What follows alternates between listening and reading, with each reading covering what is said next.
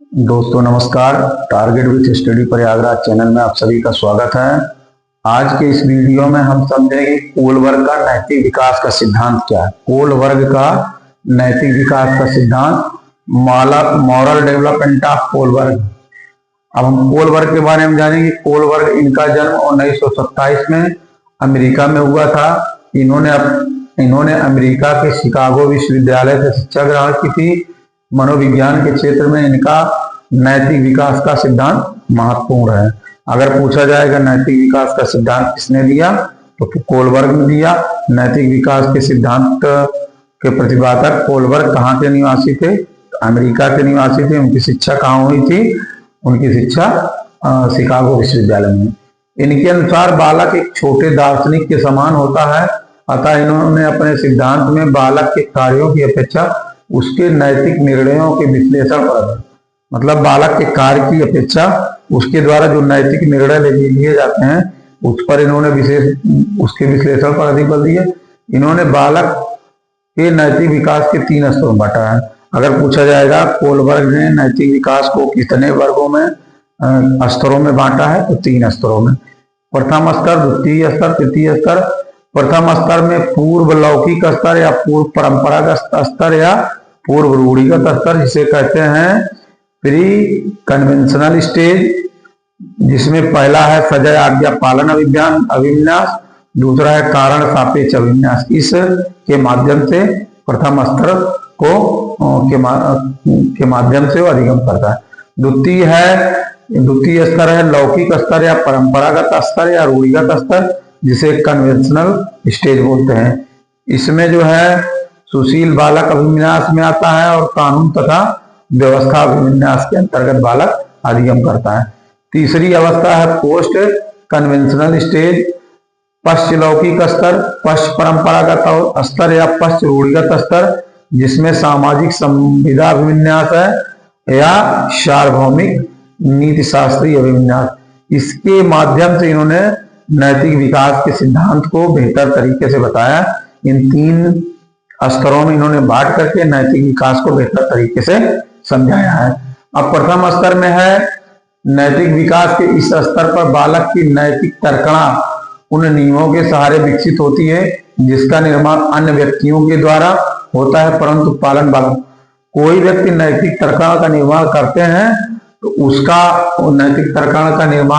हैं तो उसका पालन जो है व्यक्तियों के द्वारा, उस बालक के द्वारा किया जाता है।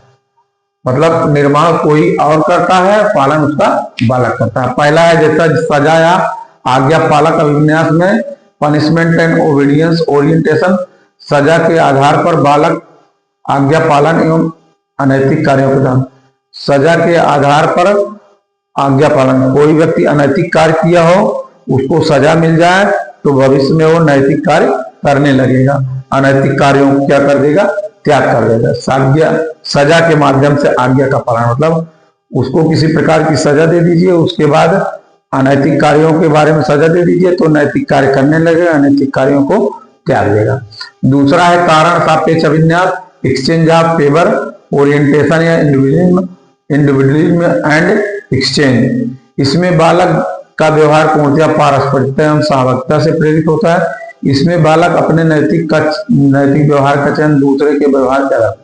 इसमें क्या होता है कि अपना जो नैतिक व्यवहार होता है वो किसी दूसरे के नैतिकता के व्यवहार का अनुकरण करता है। कोई अच्छा व्यवहार करता है व्यक्ति, जैसे अध्यापक है, क्लास में पढ़ा रहा है और क्लास में पढ़ाते समय नैतिक बातें बता रहा है, तो उस नैतिक बातों को सुन करके बच्चा अपने दैनिक जीवन में अप्लाई करेगा।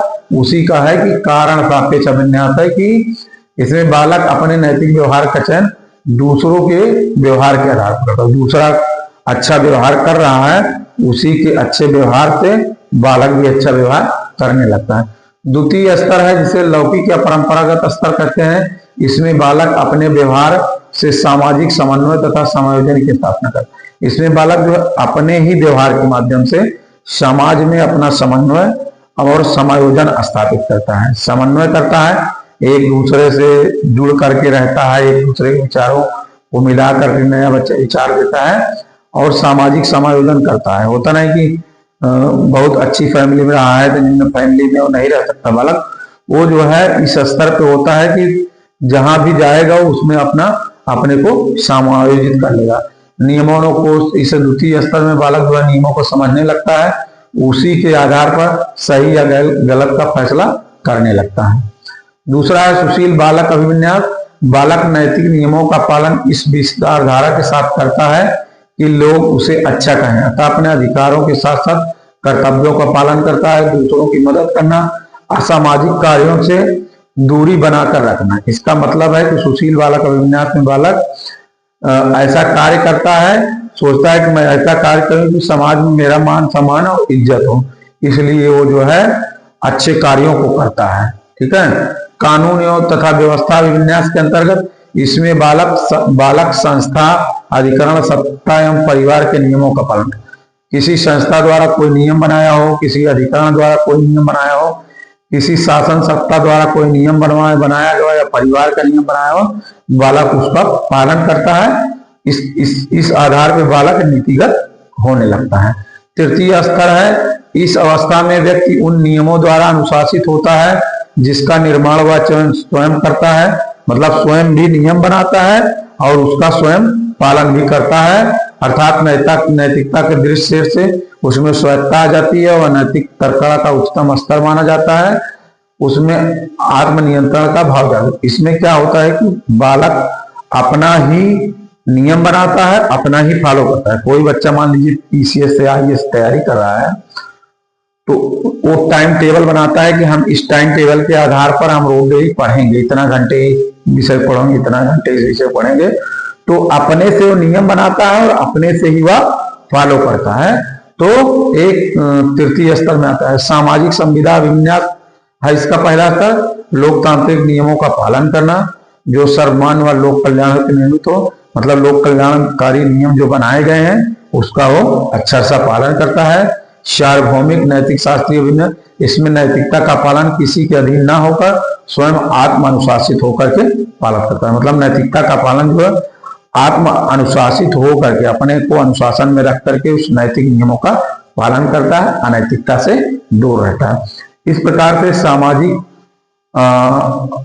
अधिगम में नैतिकता संबंधी सिद्धांत जो इनका कोलवर्ग का था, नैतिक विकास का सिद्धांत, इस पर हमने बेहतर समझ बनाई और इसको समझा कि नैतिक विकास को इन्होंने कितने स्तरों में बांटा है और इन स्तरों की विस्तार पूर्वक हमने समझ बनाई।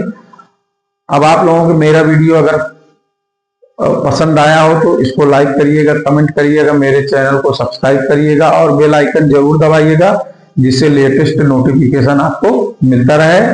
धन्यवाद।